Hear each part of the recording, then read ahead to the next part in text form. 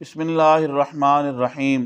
بخاری شریف کی حدیث نمبر 651۔ نبی کریم صلی اللہ علیہ وسلم نے فرمایا، نماز کا سب سے زیادہ اجر اس کو ملتا ہے جو سب سے زیادہ دور سے آتا ہے، پھر جو اس کے بعد زیادہ دور سے چل کر آتا ہے، اور جو شخص نماز کا انتظار کرتا رہے یہاں تک کہ امام کے ساتھ نماز پڑھ لے، اس کو اس سے زیادہ اجر ملتا ہے جو نماز پڑھ کر سو جائے۔ اس حدیث پاک کے اندر یہ بیان کیا گیا کہ جو نماز باجماعت کے لیے مسجد میں جتنے قدم چل کے آتا ہے اور جتنی دور سے آتا ہے اس کو اتنا ہی زیادہ اجر و ثواب ملتا ہے، کیونکہ جس نیکی کے کام کے اندر جتنی زیادہ مشقت ہوتی ہے اتنا ہی اس کا ثواب بھی دگنا چگنا کر دیا جاتا ہے۔ اور اسی طرح اس حدیث پاک کے اندر نماز کا انتظار کرنے اور نماز باجماعت پڑھنے کا اجر و ثواب بیان کیا گیا۔ معزز خواتین و حضرات، تبلیغ دین کی نیت سے حدیث شریف کے اس درس کو زیادہ سے زیادہ لوگوں تک پہنچانے کے لیے میری اس ویڈیو کو شیئر کریں۔ اللہ پاک آپ کو جزائے خیر دے۔ السلام علیکم ورحمۃ اللہ وبرکاتہ۔